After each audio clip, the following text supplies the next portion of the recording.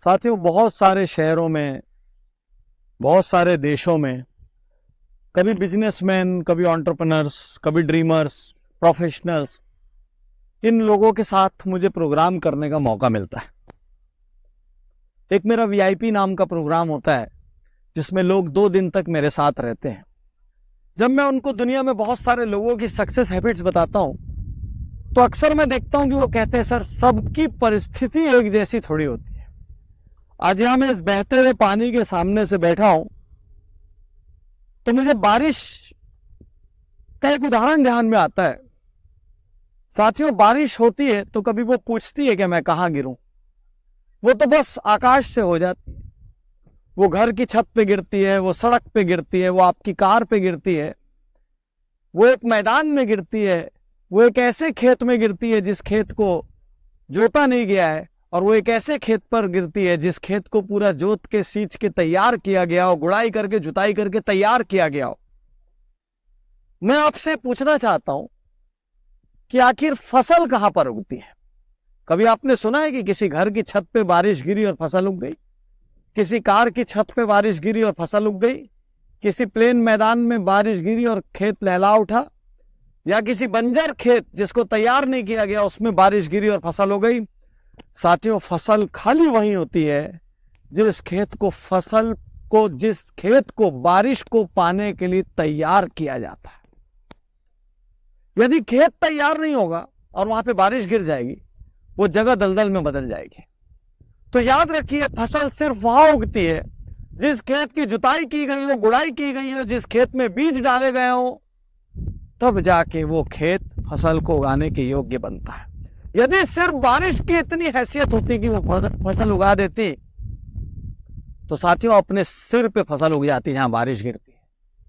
सिर्फ बारिश की इतनी औकात नहीं है, उस बारिश को पाने वाले की हैसियत क्या है। आज मैं यहां से अपने क्रांतिकारी विचार आपसे बांट रहा हूं। क्या आपको लगता है कि हर सैटरडे को मेरे मोबाइल ऐप उज्ज्वल पार्टनी पर लाखों लोगों तक ये विचार पहुंचते हैं, व्हाट्सएप से करोड़ों लोगों तक ये विचार पहुंचते हैं?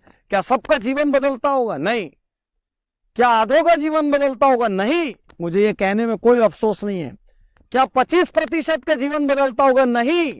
जीवन बदलता है सिर्फ 5-10% लोगों का, उन लोगों का जो इसको स्वीकार करने के लिए तैयार है, जो इसको एक पिक्चर का शो मान रहे हैं, जो इसको एक अच्छी क्लिप है मान रहे हैं। उनके साथ कुछ नहीं होगा।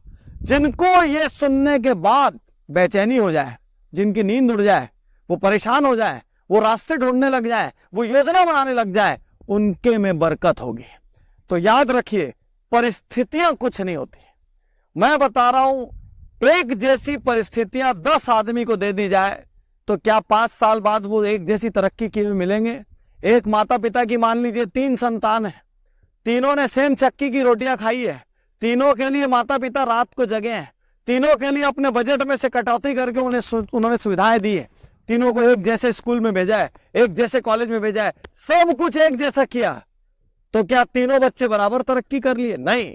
किसी एक बच्चे पे माता पिता को गर्व होता है, कोई एक औसत होता है, और किसी एक के लिए पूरी जीवन भर वो चिंता करते रहते हैं। क्यों?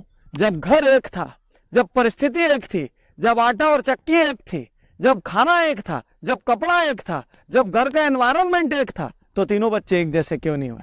आज मैं यहां आपको बताना चाहता हूं, जितने भी लोग परिस्थिति का रोना रो रहे हैं, वो असली में अपने आप का सामना नहीं करना चाहते।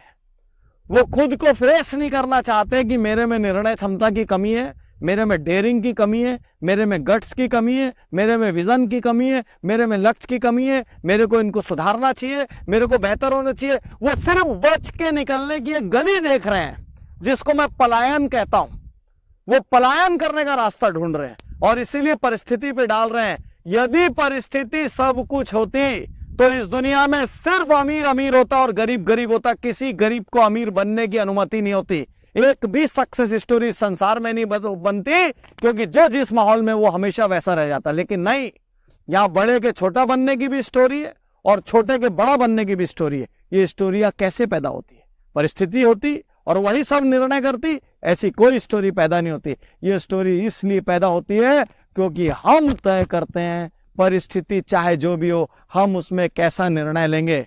4 लोगों को ताश की पत्तियां बंटती है, एक साथ वो ताश खेलते हैं, वो ये नहीं चुन सकते कि कौन सी पत्ती उनके पास आएगी, लेकिन वो ये चुन सकते हैं कि जो पत्ती मेरे पास आएगी उससे मैं बेस्ट खेल कैसे खेल सकता हूं। मैं आज आपको यहां कहना चाहता हूं, यदि जीवन में बड़ा बनना है, यदि कोई भी सपना है, चाहे सामाजिक सपना हो, आर्थिक सपना हो, पारिवारिक सपना हो, राजनीतिक सपना हो, कोई भी सपना हो, सबसे पहली चीज जिसको डाइवर्स देना होगा वो है परिस्थितियों का रोना रोने की आदत।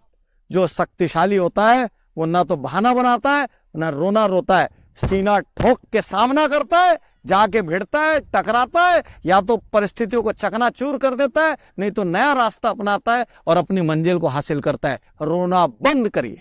रोने वाले आदमी का कोई साथ नहीं देता और परिस्थितियां कभी भी आपको अनुकूल नहीं मिलेगी। अनुकूल परिस्थितियों की कल्पना total wastage of time and energy है। आज अभी यहां निर्णय लीजिए और सिर्फ एक चीज याद रखिए, चीजें वही बड़ी होगी जिन पे काम किया जाएगा। आप चाहे लाख रोते रहें, दुनिया में कुछ नहीं बदलेगा। शुक्रिया, धन्यवाद, थैंक यू।